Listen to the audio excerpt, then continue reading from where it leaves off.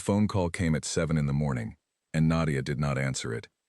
She was standing at her workbench with both hands in a bucket of white garden roses, pulling stems and cutting thorns with the kind of focus that most people only find in prayer. The shop was cold. The heat had kicked off sometime in the night, and she had not bothered to fix it. Cold hands worked better anyway. Cold hands felt the stems. Cold hands knew which flowers were ready, and which ones were still holding back. She let the call go to voicemail. By the time she dried her hands on the green cloth draped over her shoulder and played it back, she had already arranged 11 centerpiece bases and was halfway through her 12th. The voice on the voicemail was a man, calm, the kind of calm that did not come from peace. It came from practice. He said his name was Dominic Ferrara. He said he had been referred to her shop, Bloom and Bear, by a mutual contact.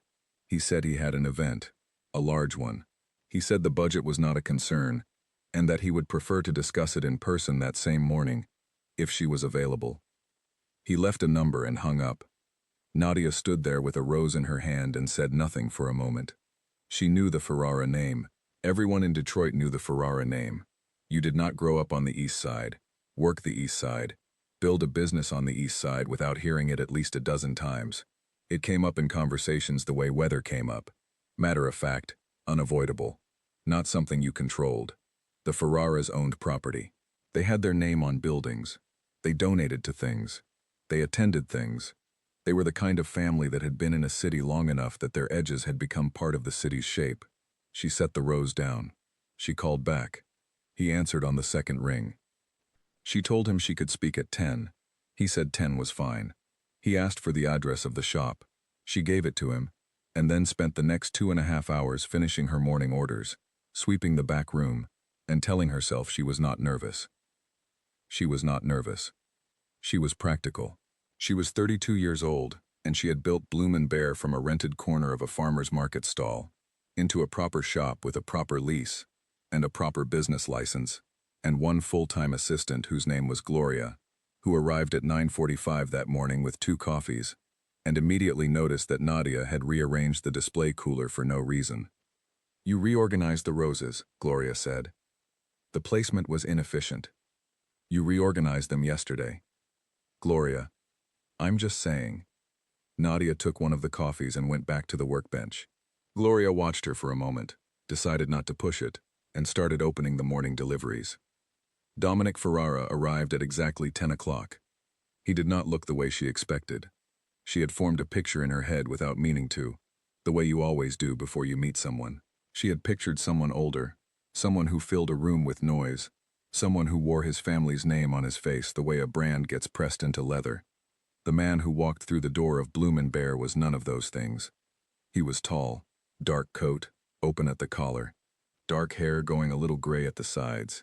He looked like someone who spent a lot of time being underestimated and had quietly decided to stop correcting it. He walked in, and he did not look at Nadia first. He looked at the flowers.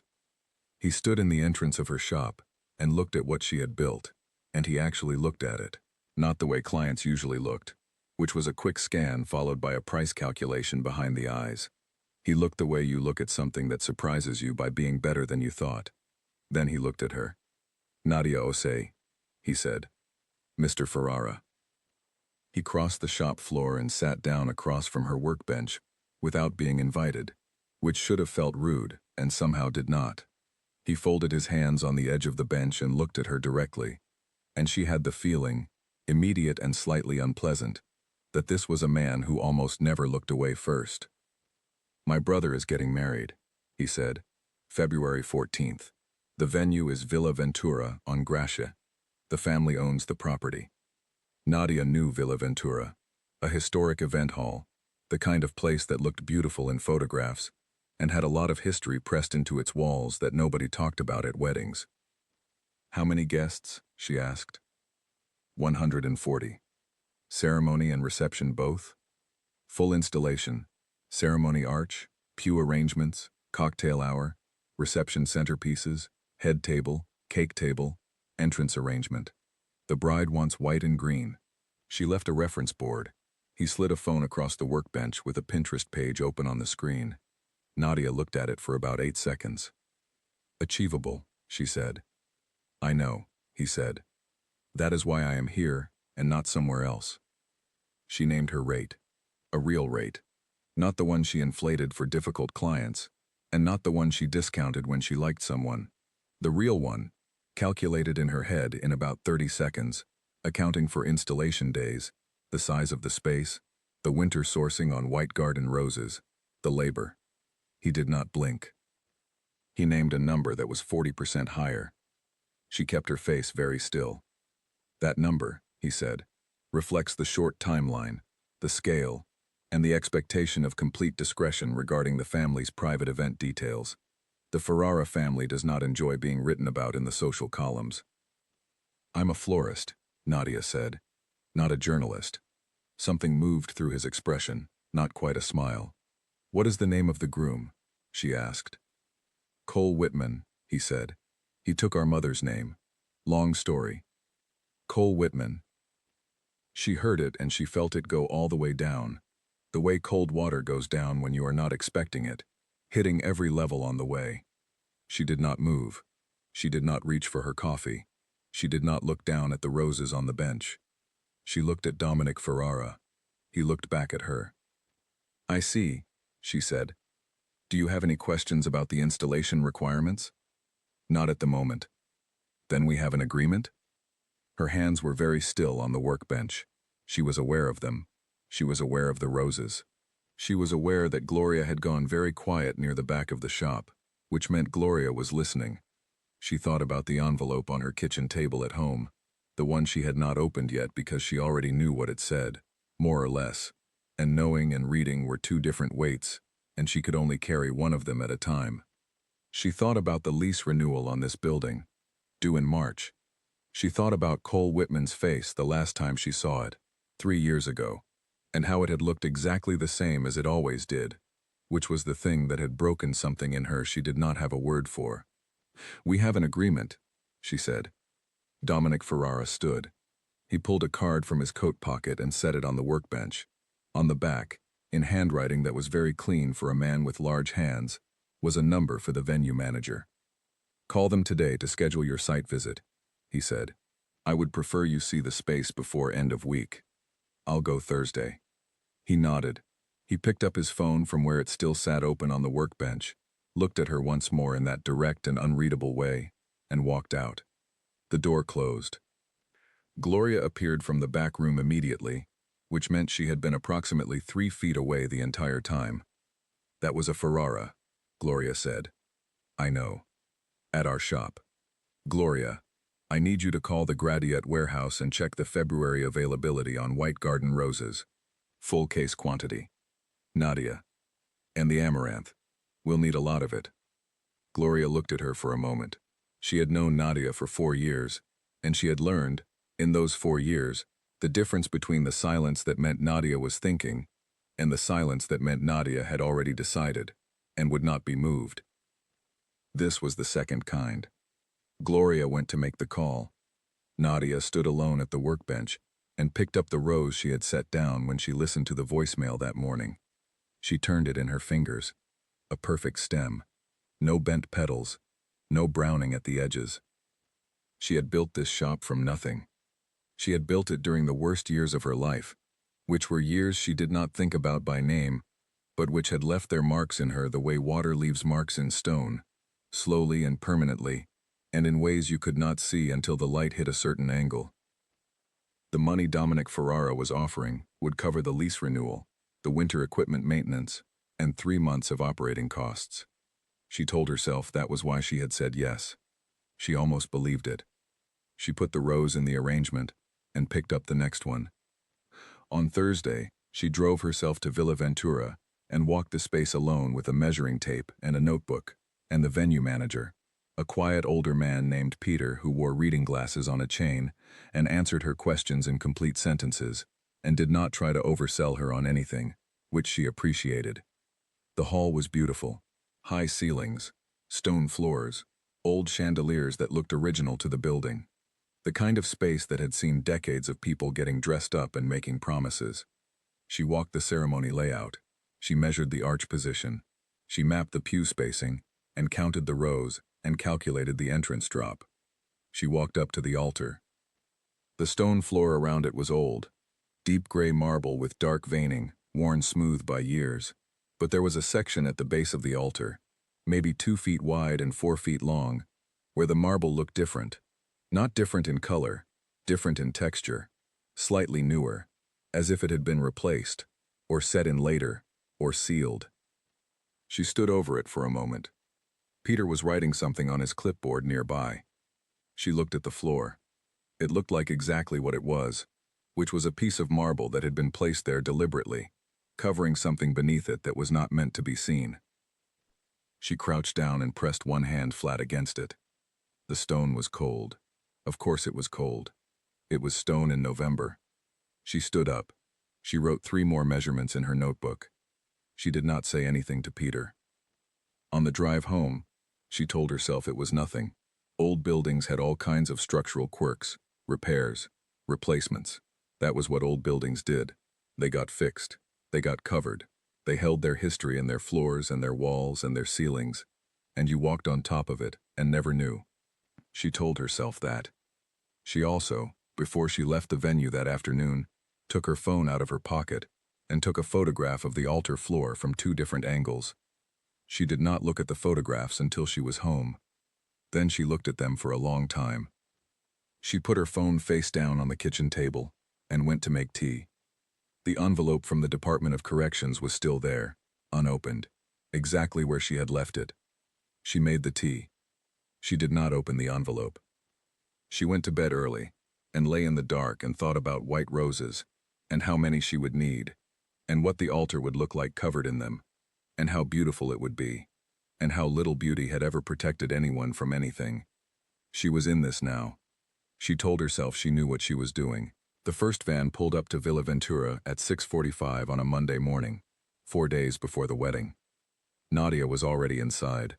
She had arrived before the venue manager unlocked the doors, which meant she had stood in the parking lot in the dark for 11 minutes, with a thermos of coffee, and a clipboard, and the kind of controlled calm that had nothing to do with feeling calm. It was the calm of someone who had decided to do a difficult thing, and had now passed the point of turning around. Decisions, once made, had their own gravity.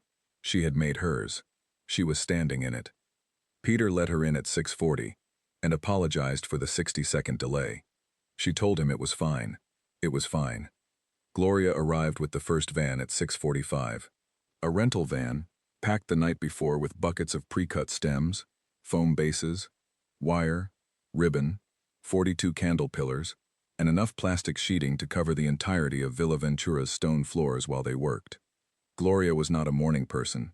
She communicated this by handing Nadia a second thermos without speaking, and immediately beginning to unload boxes. They worked. This was the part of her job that nobody ever saw in the photographs. The photographs showed the finished rooms, the cascading florals, the light catching the petals at the perfect angle, the arrangements so precise they looked like they had grown there. Nobody photographed the 6 hours before that, the stem cutting and the soaking and the foam pressing and the wire wrapping and the constant recalculating when something did not look right and had to be taken apart and rebuilt. Nadia loved this part. She had loved it since she was 19 years old and working for a florist on 8 Mile as a Saturday helper, minimum wage, doing the unglamorous work of sorting and trimming and hauling water buckets. She had loved it in a way that was embarrassing to explain to people who asked what she did, because florist sounded like a small answer, and the actual experience of it was not small at all. It was precise. It was physical.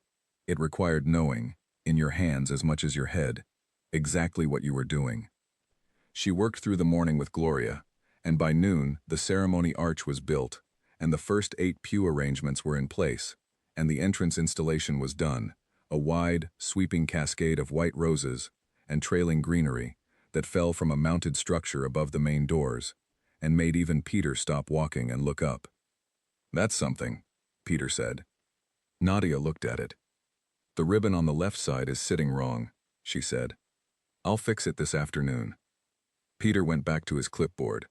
It was at 12:47, while Nadia was measuring the distance between the 3rd and 4th reception tables, that Cole Whitman walked into Villa Ventura. She heard the doors open. She did not look up immediately. She finished writing the measurement on her clipboard, turned to move to the next table, and then she saw him. He was standing just inside the entrance, looking at the floral installation above the doors. He had both hands in his coat pockets. He was wearing a coat she had never seen, which made sense because she had not seen him in 3 years, and in 3 years people bought new coats. He looked exactly the same. That was the thing. That was always the thing about Cole Whitman. He looked exactly the same easy posture, the same way he held himself in a room, like the room had been organized for his convenience. He had not seen her yet. She had approximately 4 seconds to decide what to do with that. She turned back to the table she was measuring. "The flowers look incredible," he said, to the room in general, to Peter who was somewhere nearby. "Whoever did this knows what they're doing." "She's right there," Peter said. A pause. She did not turn around. She heard his footsteps on the stone floor. Slow, careful, the footsteps of a man who was buying himself time. "Nadia," he said. She turned. "Cole," she said. That was all. 2 names, 2 words that contained, between them, the complete inventory of everything she had decided not to carry anymore. She said his name the way you say the name of a city you used to live in, neutrally, accurately, without any suggestion that you missed it. He looked at her. Something moved across his face that she did not examine. "I didn't know you were," he started. "Dominic hired me," she said. "I'm here through Friday. Is there something you needed to check on for the venue, or were you here for another reason?" The directness landed. She watched it land. "I wanted to see the space," he said. "Isadora couldn't come today, so I said I'd take a look at the setup. The arch measurements are confirmed. The table count is being finalized today. The reception room will be fully installed by Thursday evening." She looked back at her clipboard. "Everything is on schedule." He was quiet for a moment. "You look good," he said. She wrote something on the clipboard. He got the message. He walked toward the ceremony hall on his own. Gloria appeared from behind a stack of boxes near the far wall, moving soundlessly for a woman carrying a bucket of water, and positioned herself next to Nadia without a word. She did not ask anything. She just stood there and handed Nadia a stem of amaranth, and Nadia took it, and they went back to work. Isadora Banks arrived at 3 in the afternoon. She came in like weather that had decided to be good. There was no other way to describe it. She was wearing a soft yellow coat that had no business being that cheerful in a Michigan November, and she was moving fast. The way people move when they are genuinely excited about where they are going. Not performing excitement, but actually feeling it. And she stopped inside the entrance and looked up at the installation above the doors, and her hand went to her mouth. "Oh," she said. Just that. "Oh." She turned in a slow circle and looked at the arch, at the pew arrangements, at the way the greenery moved along the stone walls. She looked like someone who had imagined something, and was now watching it become real, which was exactly what was happening. "Who did this?" she asked, directed at the room. "I did," Nadia said from across the hall. Isadora Banks turned and walked toward her with her hand already extended, which was a small thing, but it meant something because most clients waited to be approached, and Isadora was moving, as if she had already decided she liked this person, and was just going through the formality of introducing herself. "Isadora Banks," she said. "You can call me Izzy. I'm the bride," in case that wasn't obvious from the absolute ridiculousness of my excitement. Nadia shook her hand. "Nadia Osei, Bloom and Bear." "Nadia." Izzy said the name once, as if locking it in. "The roses. Are those the garden roses I asked for? Because they look different in person. They look better than the reference photos," Nadia said. "They usually do. The pictures flatten the texture." Izzy looked at her with an expression that was both delighted and slightly bewildered, the way people look when someone says the exact thing they were thinking. "Yes," Izzy said. "Exactly that. They're 3-dimensional in a way. The photos aren't. Is that a professional thing to notice? Or do I just look at too many flowers?" "Both, probably." Izzy laughed. A real laugh. The kind that did not calculate itself before coming out. Cole appeared from the ceremony hall at that moment, and crossed the room to stand beside Izzy, and Izzy slipped her hand through his arm with the ease of someone who had done it 1,000 times, and Nadia watched that small gesture, and kept her face perfectly still and looked back at her clipboard. She was fine. She was completely fine.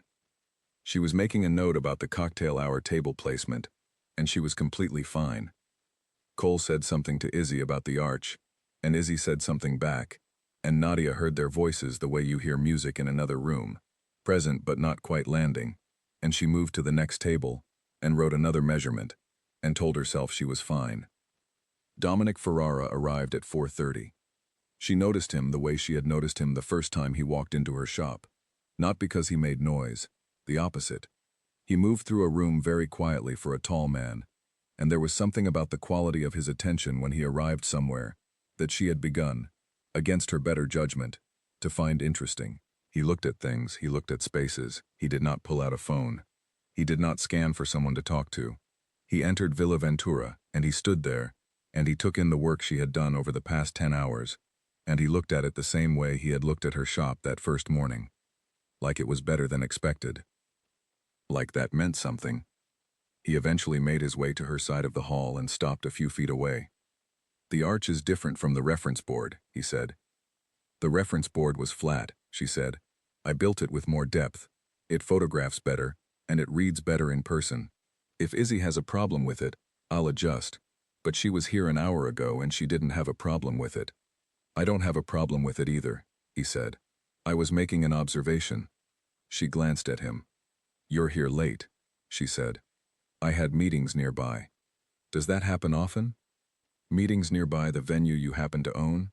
Something moved across his face. Not quite amusement, something adjacent to it. "I like to check on my investments," he said. "The flowers aren't ready to be checked yet. Come back Thursday." He looked at her steadily. "I'll come back Thursday." He did not leave immediately. He stood near the edge of the hall and watched his brother and Isadora walk through the ceremony space, Izzy pointing at things, Cole nodding. Nadia worked at the table nearest to him, and was aware of him standing there the way you are aware of a window in a room, peripherally, constantly, without looking directly at it. After a while she looked up from the arrangement she was building. "You knew," she said. "When you came into my shop, you knew who I was to him." It was not a question. He looked at her, a long, considered look. "Yes," he said. "And you hired me anyway." "Yes." "Why?" He was quiet for a moment, long enough that she thought he was not going to answer. "Because you're the best florist in Detroit," he said. She looked at him. He looked back. She went back to the arrangement. She did not believe that was the whole answer. She also did not push it. She was a woman who had learned, through a great deal of difficulty, the difference between a question that would be answered in time and a question that would get you nowhere by forcing it. This was the first kind. She would wait. That night, after Gloria had gone home and the venue was locked and Peter had turned off the overhead lights and left her with access to the side entrance to finish her notes, Nadia walked the ceremony hall one more time alone. She did this on every large installation, a final solo walk. No clipboard, no thermos, just her and the space and the work she had done in it, to make sure it was right, to make sure it was what she had meant to make. The arch was right. The pew arrangements were right. The greenery along the walls moved the way she wanted it to move. The white roses held in the low light. She walked up to the altar. She stood in front of it. She crouched down slowly and pressed her palm flat against the section of marble at its base, the piece that was slightly different from the rest, the piece she had noticed on Thursday and photographed and tried not to think about since. It did not feel different from the rest of the floor. Stone was stone, but she pressed her hand against it and she knew. She was not the kind of woman who ignored things. She had tried, once, at a very important moment in her life, to ignore something. She had looked away from something she should have looked at. She had convinced herself that looking away was a choice and not a failure, and she had been wrong, and what that wrongness had cost her was sitting in an envelope on her kitchen table that she still had not opened. She was not going to ignore this floor. She took out her phone and photographed it again. 3 angles this time. She photographed the seam around the edges of the different marble section. She photographed the grout line, which was, she now noticed, newer than the surrounding floor. She photographed the whole altar from a standing height, so the size and position of the section was clear. She stood up. She put her phone away. She walked out of Villa Ventura, locked the side entrance behind her, and sat in her car in the dark parking lot for 4 minutes without starting the engine. Then she drove home. She sat at the kitchen table. The envelope from the Department of Corrections was right where she had left it. She looked at it for a while. She picked it up. She opened it. She read it. It was a notice of a request denied. A legal appeal, filed 6 months ago by her brother's public defender, requesting a review of evidence in his case. Request denied. Insufficient new grounds. 6 months of waiting for a piece of paper that said no. She folded it carefully back into the envelope and set it down and put her hands flat on the table and sat very still for a long time. Then she picked up her phone and looked at the photographs of the floor. She looked at them for a long time. She did not sleep much that night, but she got up the next morning at 5:30 and went back to Villa Ventura and kept building something beautiful, because that was what she knew how to do, and because the work was the only thing that had ever asked nothing of her, except that she do it well. She did it well. She had always done it well, and she was beginning to understand, in the slow and certain way that some understandings arrive, that doing this job well was not the only reason she was here. The morning of the wedding, Nadia woke up at 4:45 and sat on the edge of her bed in the dark. She did not move for 6 minutes. She had slept 3 hours, maybe 3.5. She had gone to bed knowing she would not sleep well, and she had been right, which was not a comfort. The ceiling of her bedroom was the same ceiling she had looked at for 4 years, since she moved into this apartment the same month she signed the lease on Bloom and Bear, the same month she decided that the version of her life that had just ended was the last time she was going to let someone else decide what her life looked like. She got up. She made coffee. She stood at her kitchen counter and drank it standing up and looked at the photographs on her phone. She had looked at them so many times in the past 4 days that she could have drawn the altar floor from memory. The different marble, the newer grout, the sealed section at the base where the stone sat flush against the surface but did not quite match the wear of everything around it. She put the phone down. She got dressed. She put on the dark green work shirt she wore for installations, the one that still had a faint smudge of white on the left cuff from the roses 2 days ago. She braided her hair back. She ate a piece of toast, because her stomach would not accept anything else. She was loading the last of the final day supplies into the van when her phone buzzed. Unknown number. She looked at it. She opened the message. It was a photograph. She had to look at it for a moment before she understood what she was seeing. It was a document. A legal document, or something that looked like one, scanned and photographed badly, the edges dark and the text slightly blurred but readable.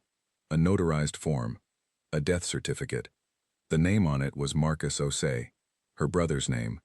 The date on the document was 6 years ago, the month her brother had gone to prison. The cause of death listed was a cardiac event during a confrontation, which was the language used to justify the charges filed against her brother, the charges that put him away, the charges that were now sitting in an envelope on her kitchen table, underneath 3 days of unopened mail, because she could not look at them again. But her brother was not dead. Her brother was alive. He was in Lakeview Correctional. He had been there for 6 years. She had visited him 11 times and written him 43 letters and wired him money for his commissary account every single month. And he was not dead. And here was a document that said he was. A falsified death certificate. She stood next to her van in the early morning dark and stared at her phone. A second message arrived from the same number. No words, just an address. A storage facility on the east side that she had never heard of. Then a third message. Do not go there alone. Then nothing. She called the number.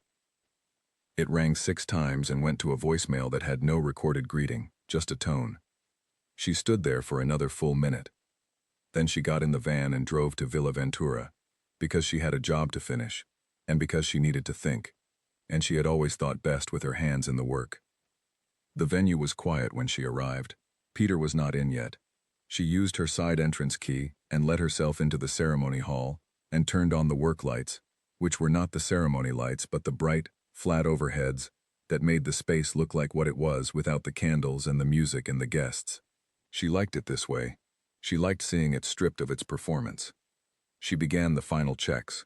She moved through the room and adjusted stems and repositioned ribbons and tightened wire connections on the arch. And she worked steadily and methodically, and she tried to think. The falsified death certificate. Someone had sent it to her this morning. Today, the day of the wedding. Whoever sent it knew who she was, knew her number, knew her brother's name, knew the date.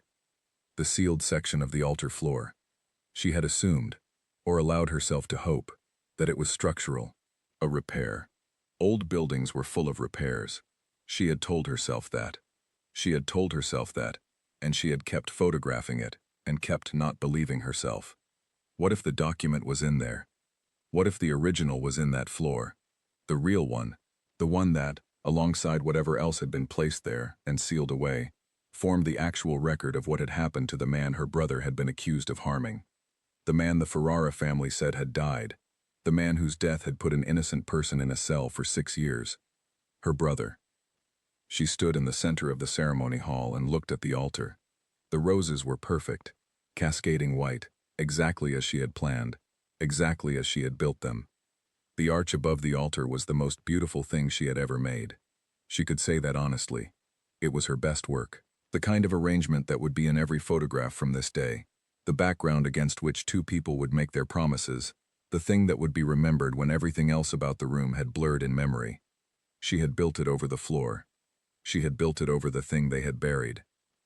The side door of the venue opened at 7:15, and Dominic Ferrara walked in. She heard him before she saw him. His footsteps on the stone were unhurried. He came into the ceremony hall and stopped when he saw her standing in the center of it, and he read something in how she was standing that made him slow down. He approached her. He stopped 6 feet away. "You look like you haven't slept," he said. "I need to ask you something," she said. "All right. And I need you to answer me honestly." He was quiet. "You knew why you hired me," she said. "You told me it was because I was the best florist in Detroit. That's not the whole reason." He looked at her for a long moment. "No," he said, "it's not. You know about my brother." Something moved through his expression. The same controlled, careful thing she had seen the day he came into her shop, except now she was watching for it, and she saw it more clearly. It was not coldness. It was the expression of someone who had been carrying something and had not yet decided whether to set it down. "I know about your brother," he said. "Then tell me what is under that floor." The silence between them stretched out long enough that she heard the heat system in the building click on somewhere overhead. "Nadia," he said, "tell me." He looked away from her for the first time. He looked at the altar. He looked at the arch she had built above it. The white roses, the cascading greenery, the precision of what she had made. "Records," he said, "financial records, and other documents that were filed and sealed in this venue 8 years ago by my father. Documents that include a falsified death certificate," she said, "with Marcus Ose's name on it." The pause before he spoke was very small, half a second, but she caught it. "Someone sent you that," he said. "Someone did." He turned back to her. His jaw was set. "I didn't send it." "I know," she said. "Your handwriting looks different." He stared at her. "I have your business card," she said. "You wrote the venue manager's number on the back. I know your handwriting." He was quiet. "Whoever sent it wanted me to know," she said. "Today, on the day of the wedding, in this venue, where the evidence is under the altar." She looked at him directly. "That is not an accident, Dominic." He ran one hand along the back of his neck. A rare gesture. The first uncontrolled thing she had ever seen him do. "No," he said. "It's not an accident. Someone in your family is trying to force this open." He did not answer. "Or someone outside it," she said. "Someone who knows what's here and wants it found." "I need you to listen to me," he said. "Whatever you're thinking about doing today, I need you to hold on until after the ceremony." She looked at him. "Why?" she said. "Because there are people coming to this wedding today who are not just family and friends. There are people who have business interests tied to this venue and to my father's records. If this breaks open in the wrong way..." "In the wrong way for whom?"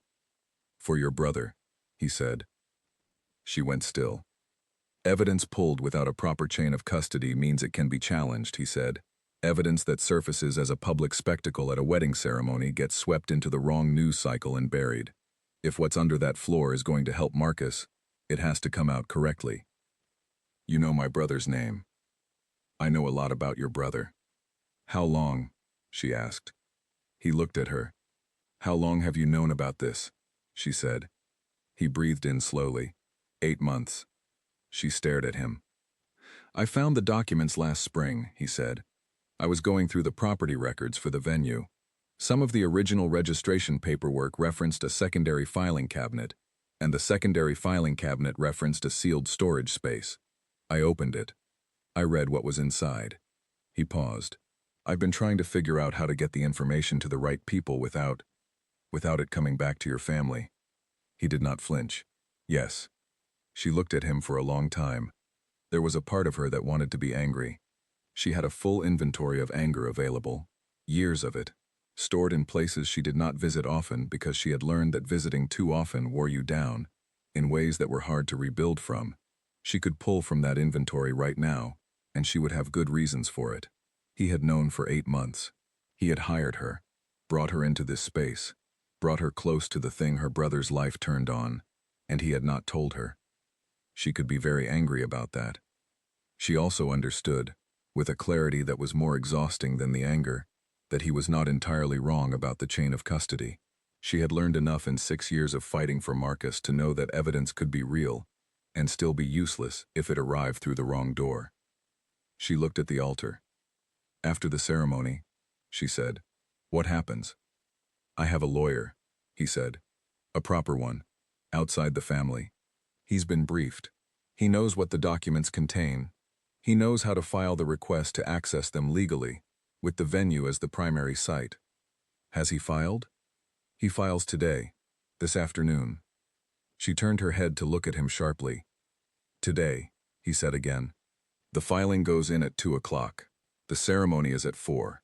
By the time the guests arrive, the legal process is already started. It does not matter what happens in this room in terms of the chain of custody, because the official request is already on record. She was quiet for a moment. You planned this for today, she said. The filing date, the wedding. You planned this whole sequence. He did not deny it. And me, she said. You brought me here because you needed someone in this room who had a reason to care, who had a reason to stay steady, who had a reason not to walk away even when it got difficult. He looked at her. Yes, he said. It was the second time he had said yes to her, when a better liar would have said something more complicated. She turned away from him and looked at the ceremony hall. The chairs were set. The arch was built.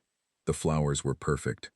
Everything was in place for a wedding that was going to happen at 4 o'clock regardless of what was sitting underneath the altar floor. Her phone buzzed. She looked at it. A message from the same unknown number as this morning. 4 words. They know you know. She read it twice. She looked up at Dominic. Someone is watching this building, she said, and they know I received the document this morning. He moved to her side, and she held up the phone so he could read it. Something changed in his posture. It was not panic. It was the opposite of panic. A settling, a lowering into something solid and decided, the way a person becomes still when they shift from uncertainty into resolve. Stay inside the venue, he said. I have final installations to finish. Then finish them and stay inside.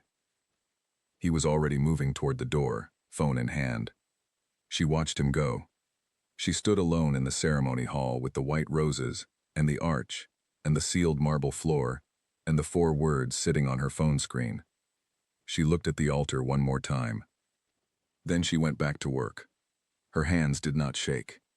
She had known, somewhere in the part of herself she did not examine directly, since the night she first pressed her palm against that floor, that she had already made her decision. She had been walking toward it since November. Since she said yes to a phone call she almost did not return.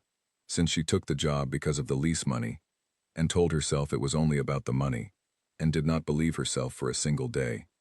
By 9 in the morning she had completed the final cocktail hour arrangements. By 11 she had finished the reception room.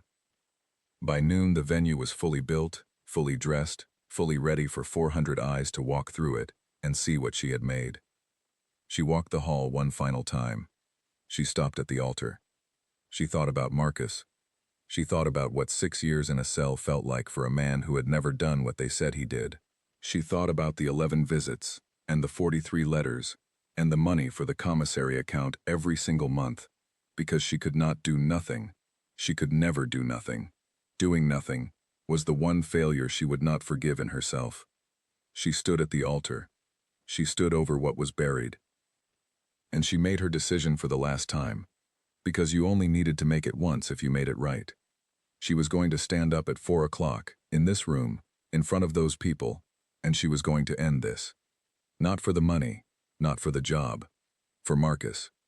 And because some floors should not stay sealed forever, the guests arrived at 3:30.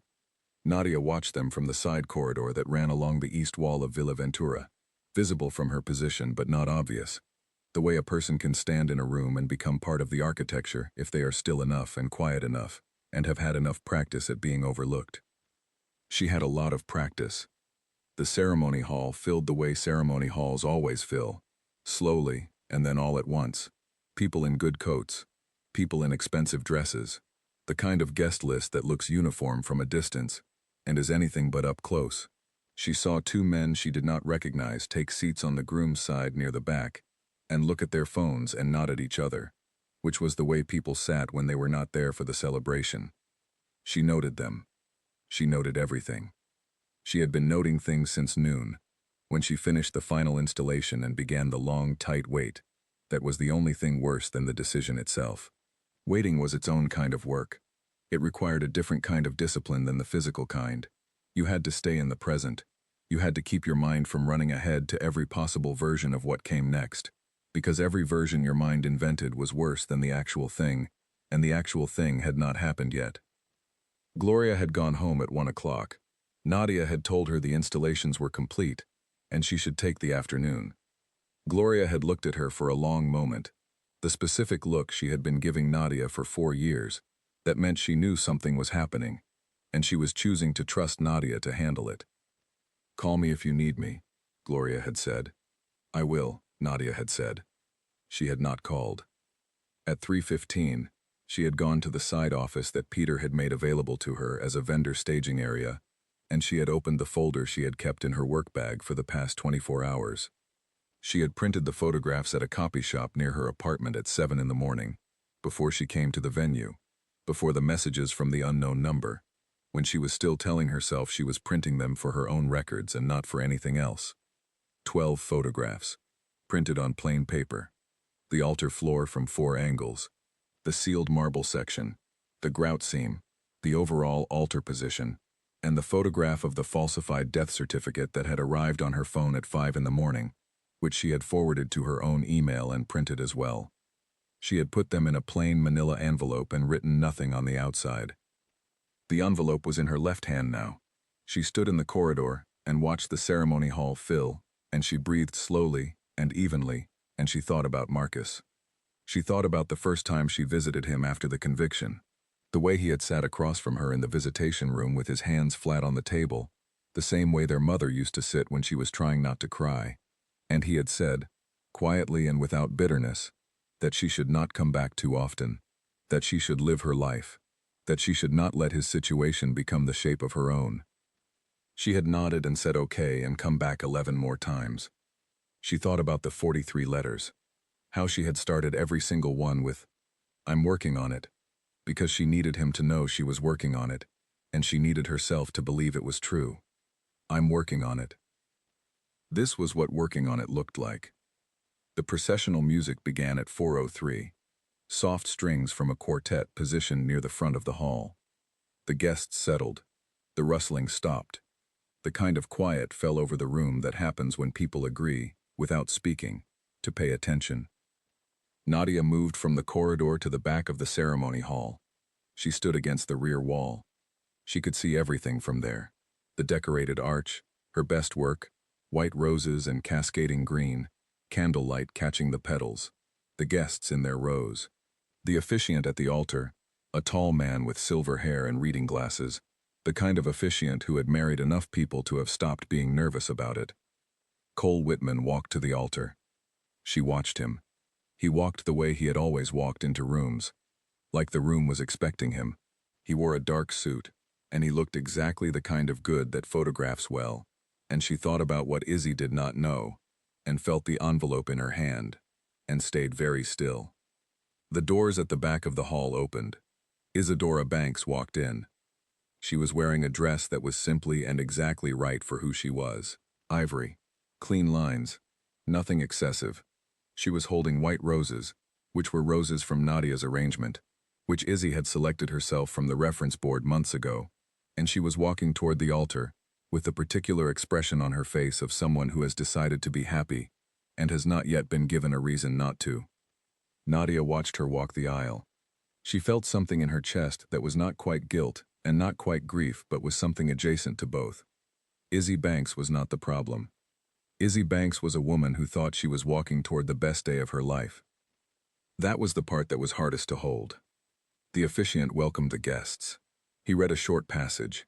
He said the expected things about love and commitment, and the meaning of the vows they were about to witness. His voice carried evenly through the hall with the practiced confidence of someone who had done this many times. Cole and Izzy faced each other at the altar, directly above the sealed floor, directly beneath the arch. The officiant reached the moment Nadia had been waiting for. He had been moving toward it the way all ceremonies move toward it, steadily and inevitably, and now it was here. "If anyone present has reason to object to this union," he said, "speak now, or forever hold your peace." 1 second. 2. Nadia stepped forward. She did not raise her hand. She did not call out. She walked from the back wall toward the front of the hall with the envelope in her hand, and she moved with the same steadiness she moved with when she built things, purposeful and specific, and the sound of her footsteps on the stone floor was very clear in the sudden total silence of the room. People turned. She kept walking. She reached the altar. She placed the manila envelope on the surface of the altar, on the step in front of the officiant, next to the candle holder, and the small arrangement she had built for that exact position. She looked at the room and not at Cole, because Cole was not who she was addressing. "There is something under this floor," she said. Her voice was even, not loud. She did not need to be loud. The room was very quiet. Documents that were sealed in this venue by the Ferrara family. One of those documents is a falsified death certificate that was used to support criminal charges against an innocent man 6 years ago. The silence was so complete she could hear the candles. "That man is my brother," she said. "His name is Marcus Osei. He has been in Lakeview Correctional for 6 years for something he did not do." She stopped there. She did not elaborate. She did not explain. She did not perform the rest of it. The photographs were in the envelope. The photographs said what needed to be said. She stepped back. The room came apart. Not all at once, and not with chaos. It came apart the way structures come apart when the right thing is removed, in sections with a sound that was not quite noise but was the collective intake of breath from 140 people processing the same information at different speeds. The 2 men at the back of the room stood up first. Cole was not looking at the envelope. Cole was not looking at the officiant. Cole was looking at Nadia, and the expression on his face was not surprise. It was not shock. It was recognition. The expression of someone who has been waiting for a particular consequence to arrive, and has, in some part of themselves, accepted that it would. He had known something. She had been right about that. Not everything, but something. Izzy was not looking at Cole. Izzy was looking at the envelope. Her hands, which had been holding the bouquet of white roses, lowered slowly. She looked at the envelope with the expression of someone reading something in a language they are surprised to find they understand. Dominic moved from the left side of the room. He was fast. She had not seen him arrive, and she had not expected to see him. But he was there, and he was moving toward the altar, and the way he moved was not the way someone moves to stop something. It was the way someone moves to stand beside something. He reached her side. He stopped there. He did not touch her. He did not speak. He stood next to her, and he looked at the room, and the message his posture sent to every person in that hall who knew what the Ferrara name meant was very clear.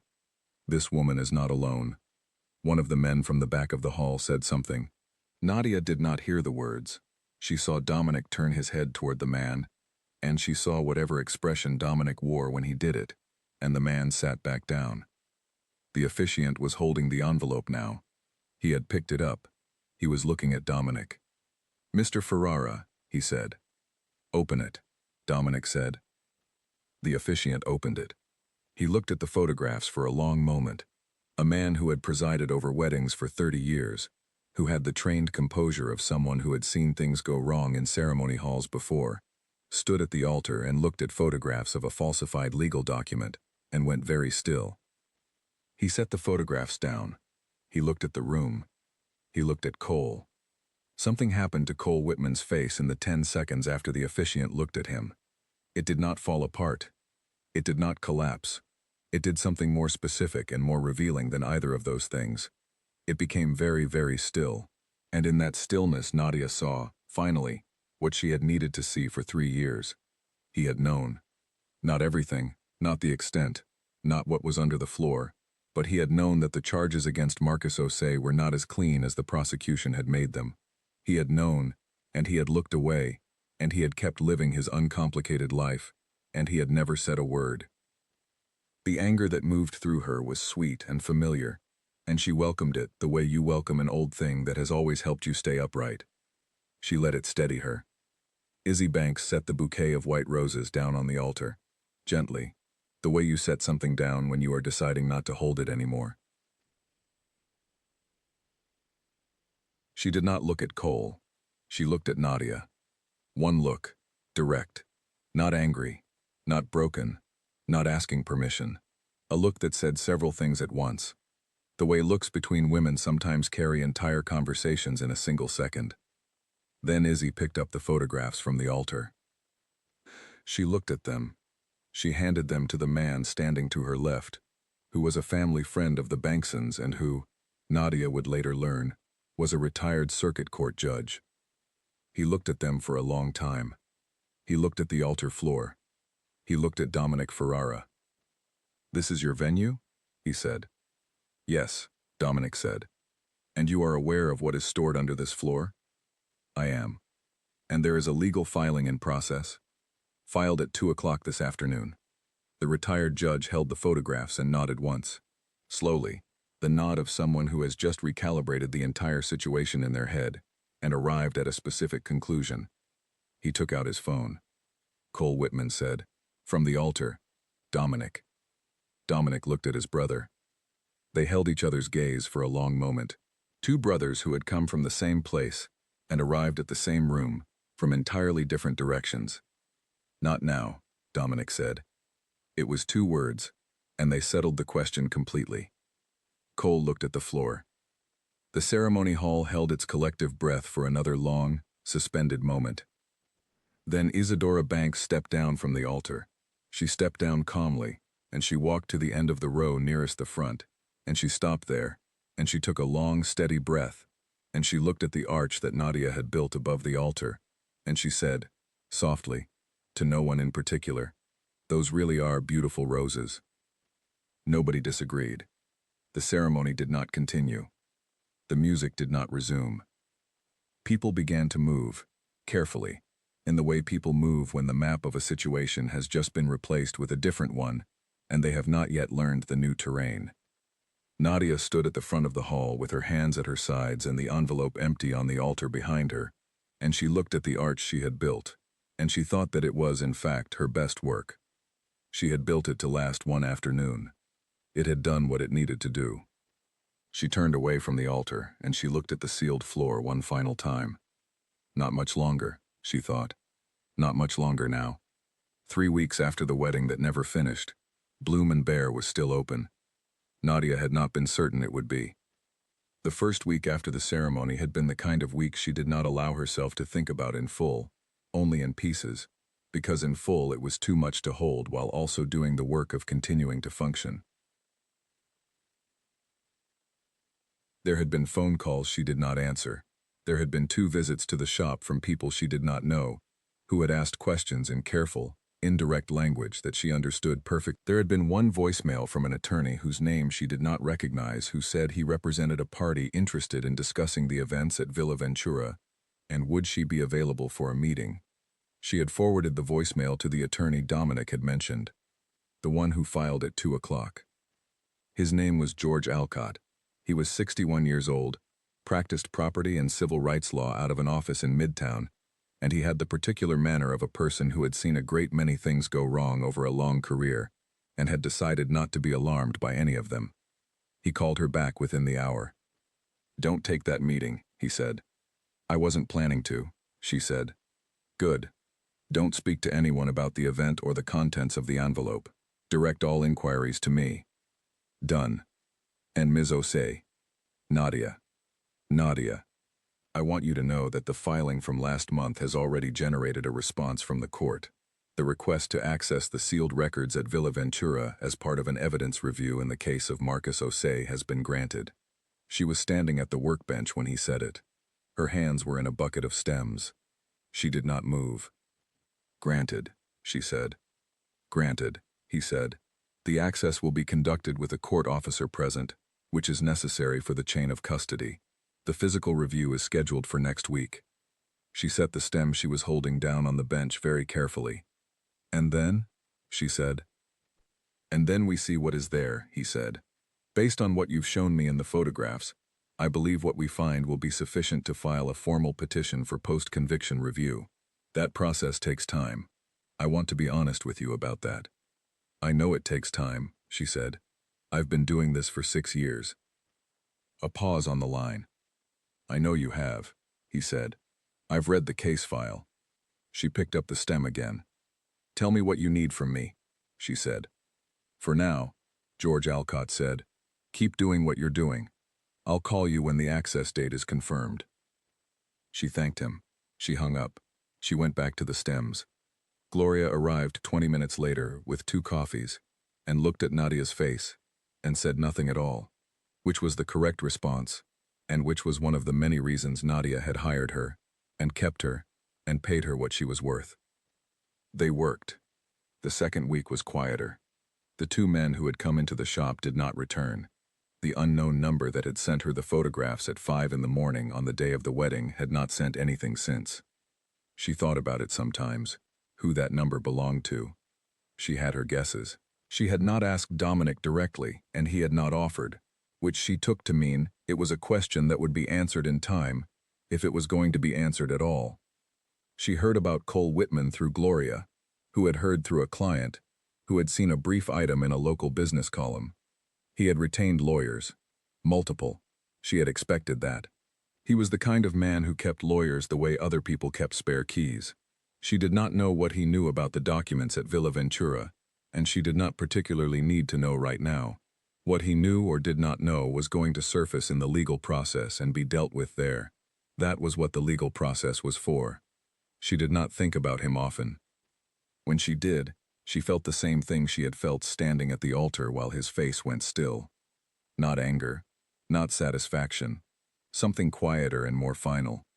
The particular feeling of a thing being completed, not resolved, not repaired, but completed, in the sense that its shape was now fixed, and it would not change again.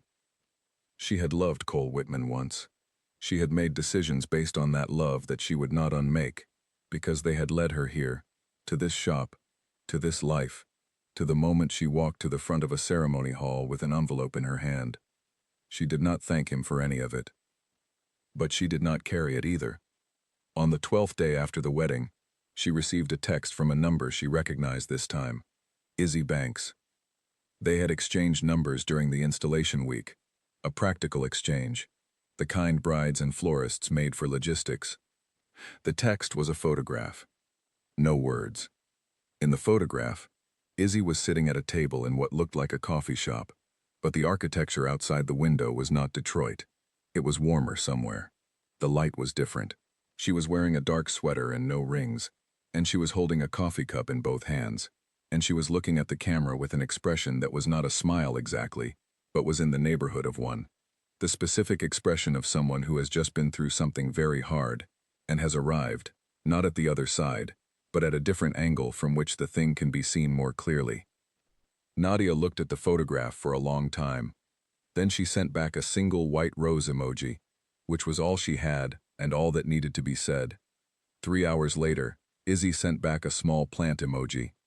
That was it. That was the whole conversation. It was enough. On the 17th day, Bloom and Bear got a new client, a woman who had seen the winter centerpieces Nadia had done for a downtown hotel lobby in December and wanted to talk about a corporate event in the spring. A proper commission. A good one. The kind of work that required planning and precision and the full range of what the shop could do. Nadia sat across from her in the consultation area near the display cooler and talked through the brief and took notes, and felt, for the first time in 3 weeks, something that was not exactly normal but was adjacent to it. The ordinary rhythm of the work. The ordinary pleasure of a new problem to solve with flowers. She liked her job. She had always liked her job, even in the worst periods of her life, even in the years when the shop was barely covering its costs, and she was working 7 days and running on 4 hours of sleep, and visiting Marcus on her one day off. She had liked the actual work of it. The precision, the physical knowledge of it. The way a room could become something it was not when you brought the right things into it, and placed them correctly. She had built something beautiful over a buried secret, and then she had stood up and pointed at the floor. She did not think those two things contradicted each other. George Alcott called on the 18th day. The court access had been completed. The records recovered from the sealed compartment at Villa Ventura were in official custody.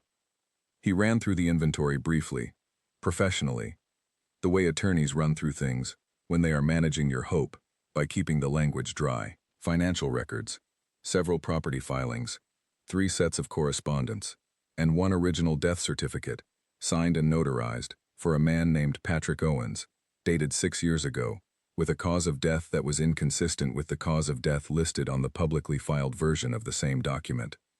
The public version had been altered. The original, the one under the floor, had not been. Patrick Owens, the man the prosecution had argued died as a result of a confrontation with Marcus O.C., had died of a condition that had nothing to do with Marcus O.C. The original certificate was clear. The medical language was specific. The attending physician's signature was there. It had been buried. Someone in the Ferrara orbit had changed the public document and sealed the original in a marble floor and built a wedding venue above it and held events there for 6 years and collected the bookings and cashed the checks and let a man sit in a cell for something that the paper under the floor proved he did not do. George Alcott told her all of this in the calm, steady voice he used for everything. She stood at the workbench, and she did not move for a long time after he finished speaking. "The petition for post-conviction review will be filed by end of week," he said. "This is strong grounds, Nadia. I want you to know that. This is very strong grounds." "How long?" she asked. "I can't give you a number. The review board schedules these at their own pace. But the strength of what we have means it will not sit. It will move. Can I tell him?" A small pause. "You can tell him the petition is being filed," George said. "Tell him his legal team is working, and that new evidence has been submitted. Don't tell him more than that, until the petition is formally received." "Okay," she said. "Nadia, I'm here." "You did the hard part," he said. "You have been doing the hard part for 6 years. Let me do the next one." She set the phone down on the workbench. She stood there. The shop was quiet. Gloria was in the back room doing inventory. The display cooler hummed. The morning light came through the front window at the angle it always came through in late December, low and long, hitting the arrangements in the cooler so that the whites looked almost luminous. She started writing a letter. She wrote 44 letters to her brother, and this one started the same way all the others had. "I'm working on it." Then she wrote something she had never written before. It worked. Not yet in the way that gets you home, but in the way that means home is now possible. In the way that means the door we have been pushing on for 6 years has moved. I need you to be patient a little longer. I need you to hold on. I am here. I have always been here.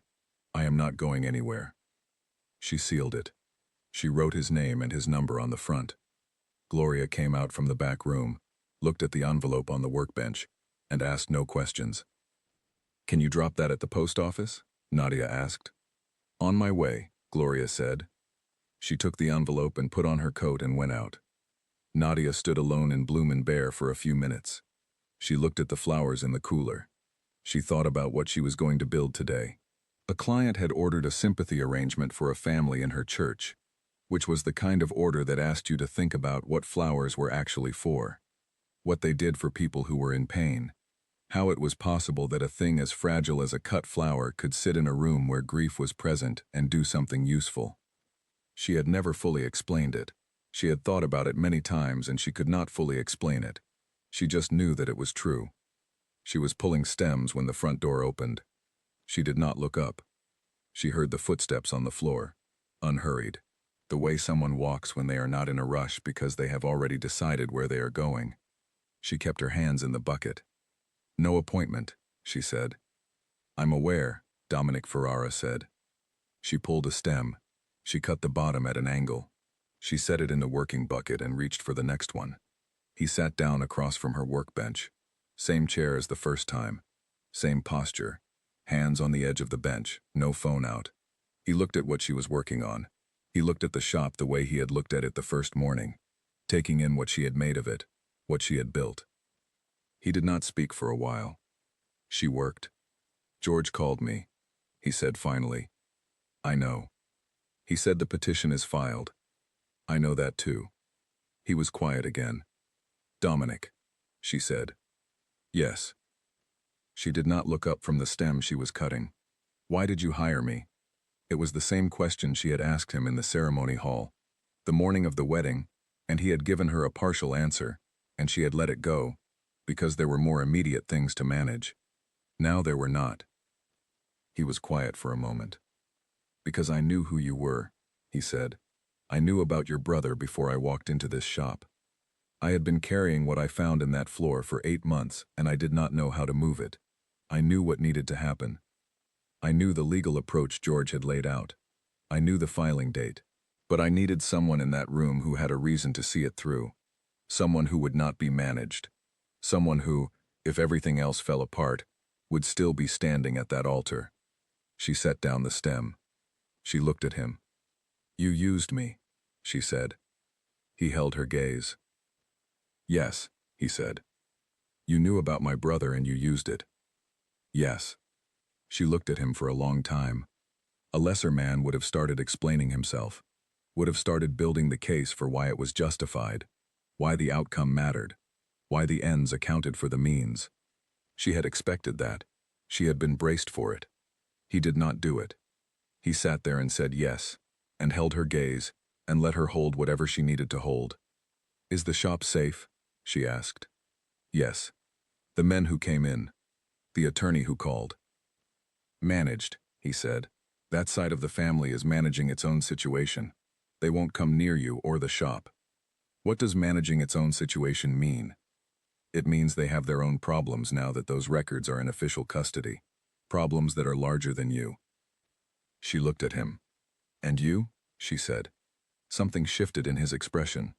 "That depends," he said, "on a number of things that are still being determined." "Including?" "Including whether I cooperate with what George's filing may require of me going forward, and what that cooperation looks like in terms of the rest of the family." She understood what he was saying. What he had done, finding those records and setting this legal process in motion, and came with consequences for him too. The Ferrara name was attached to that venue. The Ferrara family's history was in those documents. He had opened a door that was going to let in light that would illuminate things about his own people. He had done it anyway. She did not know what to do with that. She was not sure she needed to do anything with it right now. Some things did not need to be processed immediately. Some things could be set on the workbench and returned to when the hands were free. She picked up the next stem. "My brother's name is Marcus," she said. "He likes mystery novels. He was studying for his contractor's license when they arrested him. He makes people laugh even when they are not in the mood to laugh." She cut the stem. 6 years. She set it in the bucket. "I know," Dominic said. "I don't want your apology," she said. "I want my brother out." "I know that too. Then we understand each other." She reached for the next stem. He stayed. He did not say anything for a while, and she did not ask him to leave.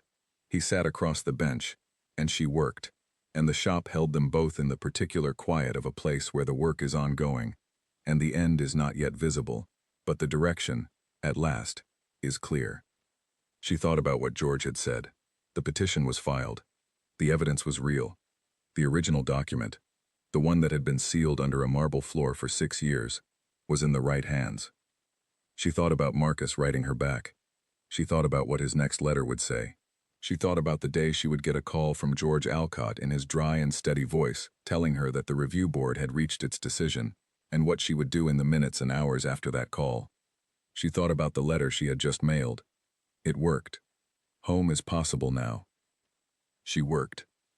Outside the shop window, the December light was doing what it always did in the afternoon, going golden and then going.